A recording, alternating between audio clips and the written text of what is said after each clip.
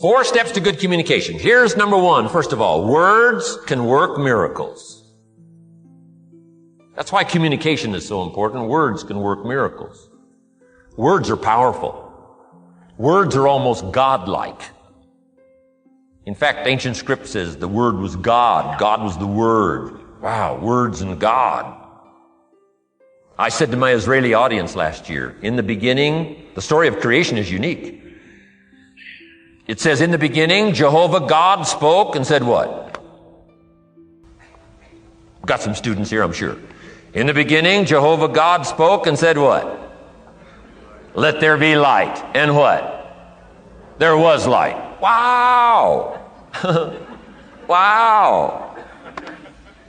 It looks like words create light. Is that possible? I'm telling you it's possible. Humans can get pretty close. What if somebody can't possibly see how they could do well, how they could become successful, how they could transform their lives and their health, their future, and their finances, spiritually and every other way? They can't see, and you come along and share your story and maybe borrow some other stories. And by the time you get through with a good presentation to this person, they say, now I can see. Before you got here, I was blind. I was in the dark. And while you were talking, some things dawned on me. Is it possible to create light with human intelligence, with words? And the answer is, of course, of course. Here's part of the spectacular opportunity as a human being. One person talking to another. It's got so much power, so much potential. A mother talking to a daughter, a father talking to a son, salesperson talking to a client. Nothing more magical and powerful, awe-inspiring than words have the ability to dramatically affect people's lives and futures. So become good communicators. Let me give you some good keys to good communication. Here's number 1. Have something good to say. Communication starts with preparation. Getting ready to speak this year. Getting ready to speak next year. Attend the classes. Read the books. Have something good to say. Here's 4 good words to help you to have something good to say. 1 is interest. Develop a new interest in people and life and what's going on. Economics and politics. Religion, social structure, possibilities, opportunities. Develop a new interest. Here's the next word, fascination. Goes that step beyond interest. That's why kids learn so much that first 6 years. Fascination. Adults are walking on ants. Kids are saying, don't walk on these ants. I'm studying these ants. I'm looking at these ants. Kids are so fascinated. How come an ant can carry something bigger than he is? Wow. That's how come they learn so much. They're fascinated. And here's another little clue I've learned. Turn frustration into fascination if you can.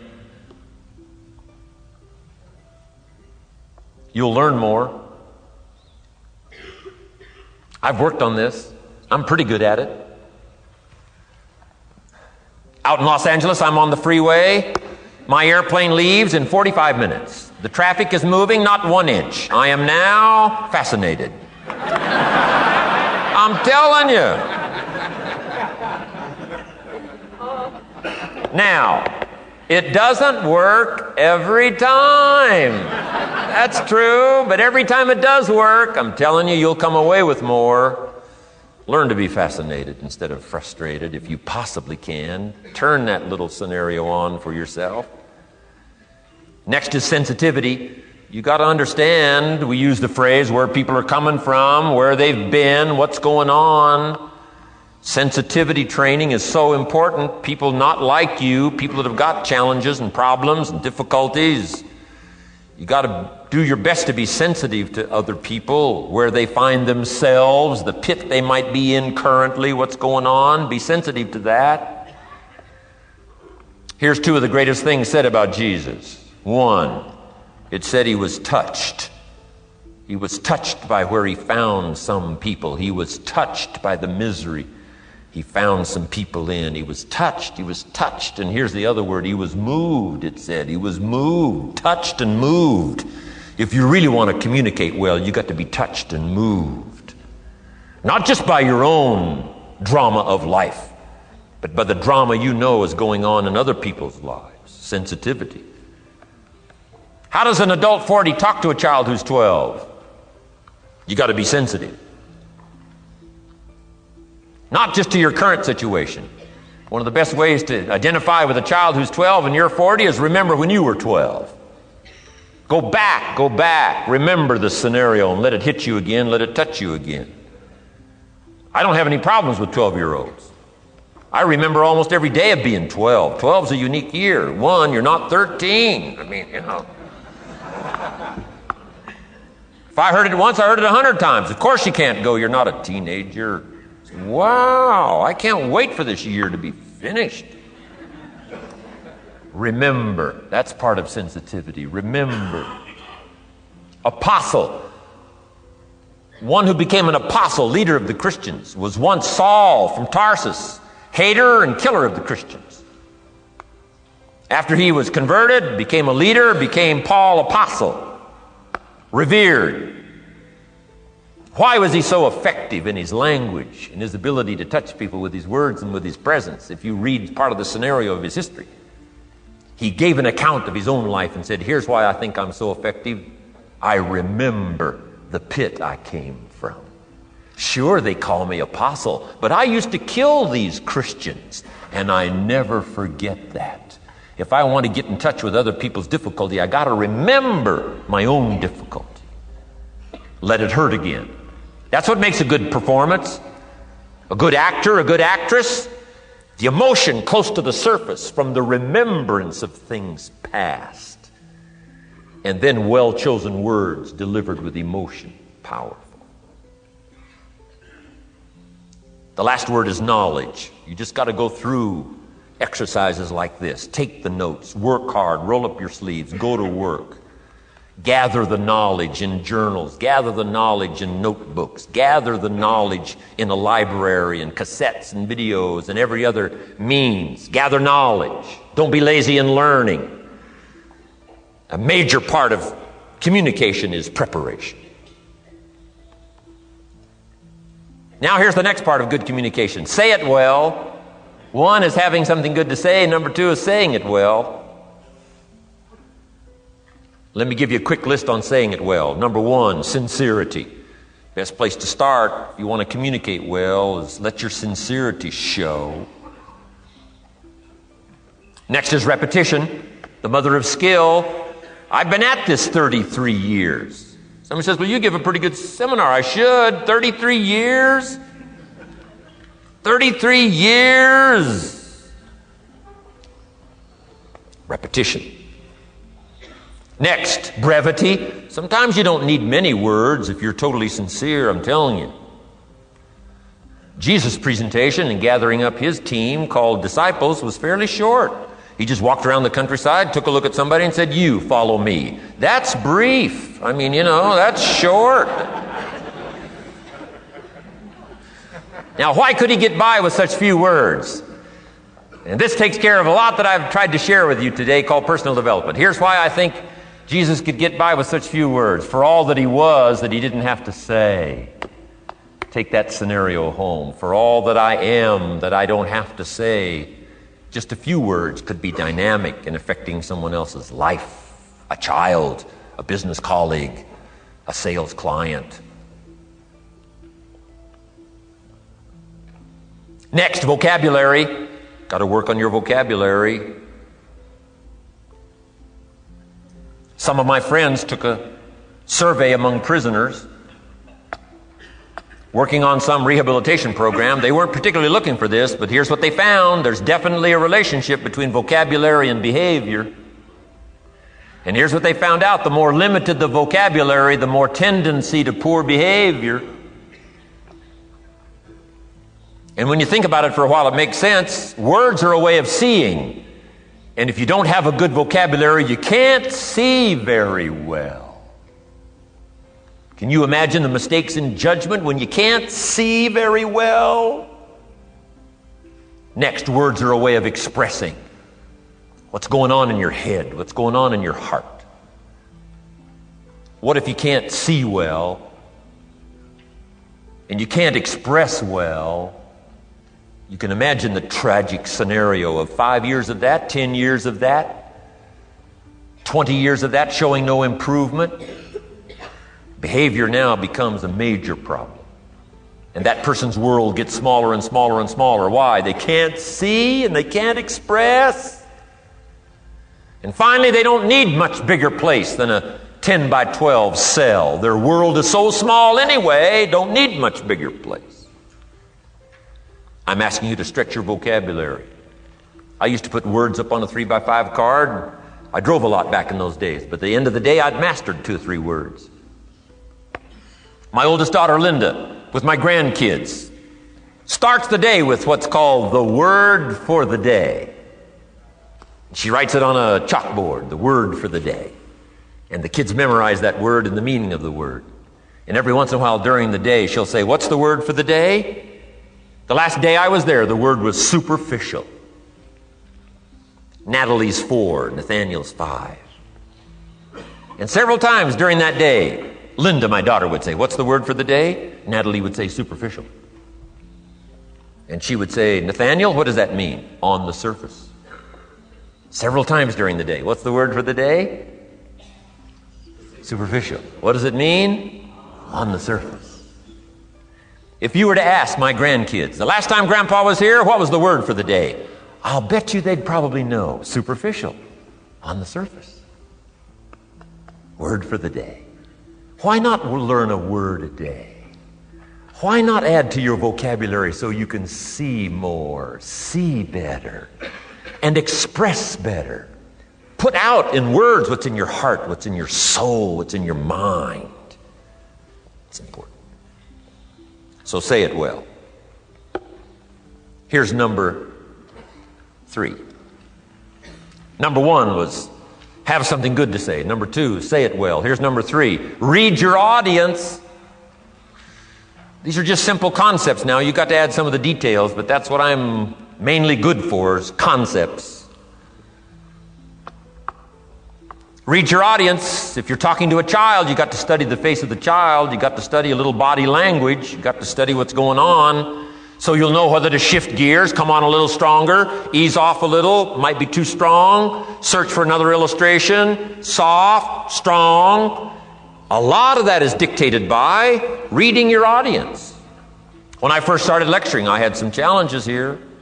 I was so absorbed in my notes, lecturing like this. I'm telling you, in those early days, the audience could have left and I'd have kept right on going. I didn't know what was going on down here. I didn't know what was going on over here. I didn't have any idea what was happening over here, whether I should come on a little stronger, ease back. I didn't know. I couldn't read my audience. So read your audience. A prospect, read. Now let me give you some ways to read. Number 1, by what you see. Body language tells us some things. How to shift gears, whether to go on, whether to stop. If you're talking to somebody and they're leaning toward the door, that means you gotta hurry, right? They're not gonna be here long.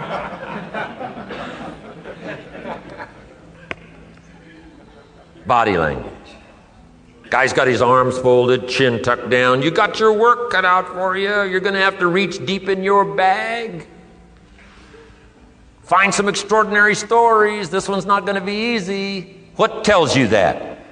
Reading what you see. Here's the next one. Read what you hear. You've got to read a child's impatience. Kids don't mind telling you whether they're bored or impatient.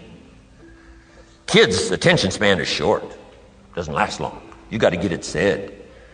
You start talking to a child, 30 seconds they say, "How long is this going to take?" Whoa. Read.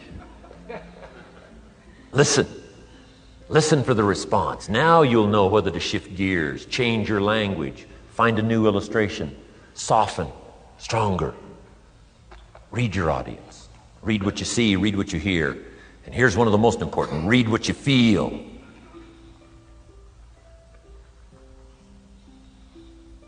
Now, women are probably better at this than men when it comes to picking up emotional signals. Men, they can see, and men, they can hear. But it takes a little training for a man to pick up those emotional signals that are so important so you don't say the wrong stuff. Because it's so easy to make a mistake in language. What if you meant to say to someone you care about? What if you meant to say, what's troubling you? And instead you said, what's wrong with you?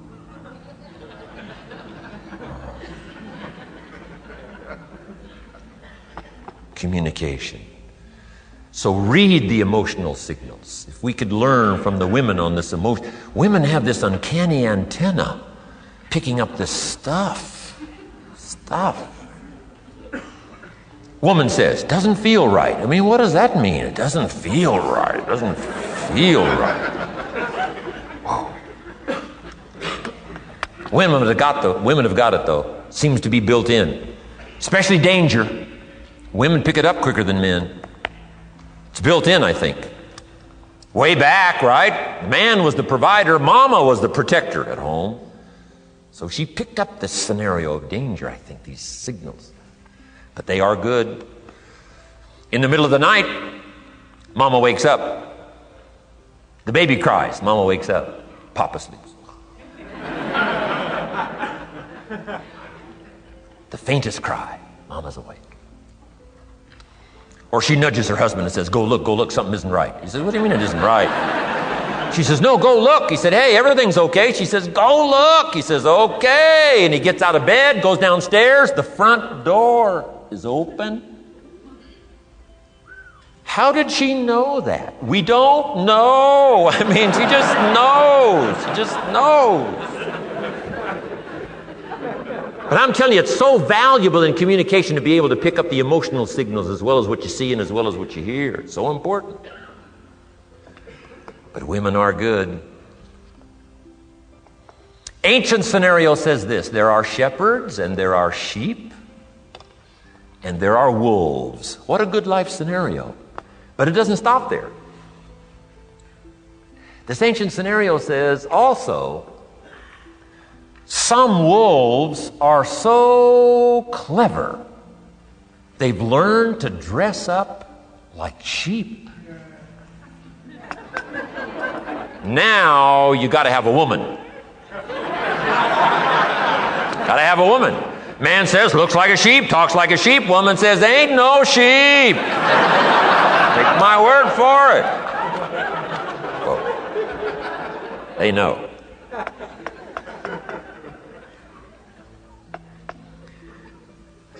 Read. Pick up the signals. Don't ignore the signals. Develop this personal development scenario, communication, financial independence, and all the rest. Now here's the last part: intensity. Words mixed with emotion. Words mixed with hate. Words mixed with love. Words mixed with faith. Words mixed with courage. That's what's powerful. Words have a certain effect, but words loaded with emotion have an incredible effect. If I had a little straight pin, right? Guy buys a shirt, it's got all these little pins in it. I take out all these pins. If I took one of those little straight pins and I threw it at you, and let's say it reached you and hit you in the face or hit you in the hand, you'd feel it. This little straight pin, you'd feel it. That means I got you with my words. But what if I took that little straight pin and wired it to the end of an iron bar, about that long? See, I could drive that pin through your heart. The pin is the words, the iron bar is the emotions. The emotions. Here's the best I could share with you. Put more of you into what you say. Don't be casual in language. Don't be casual in words. Casualness leads to casualties on the freeway and in communication. Don't be lazy in learning good communication. And put more of you. Now here's the last thought. The emotions must be measured. It can't be too much for the occasion if it's not called for. In leadership we teach, don't shoot a cannon at a rabbit. It's effective, but you got no more rabbit.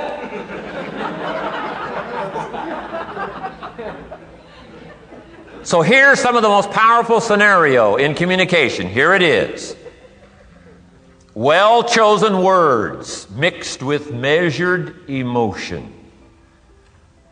The basis of affecting people with good communication. Well-chosen words mixed with measured emotion. And one last point on communication. The more you care, the stronger you can be. The more you care as a mother, the stronger you can be with your children. The more you care as a father, the stronger you can be. The more you care as a leader, the stronger you can be in helping to solve problems, getting on somebody's case. The more you care. But you gotta care. I don't mind a minister consigning my soul to hell fire for my sinful ways. I don't mind that. If he believes it, I don't mind him consigning my soul to hellfire for my sinful ways, as long as he does it with tears and not with joy. If you're going to preach a message on hellfire and consign people to hell's fire, you got to cry and sob your way through a sermon on hellfire. We would all dismiss as a performance a dry-eyed sermon on hellfire. You can't legitimately preach hellfire unless your heart breaks. Otherwise, it's a performance. Otherwise, we could all dismiss it. Why? The heart's not there. There are some conversations that don't make sense unless they're accompanied by tears. It doesn't mean anything unless it's accompanied by a broken heart. Learn measured emotions. Remember, draw from well-chosen words, expanded vocabulary. Be interested and fascinated. Pull all this together. I'm telling you, your ability to touch other people will grow day by day, week by week, month by month, year by year.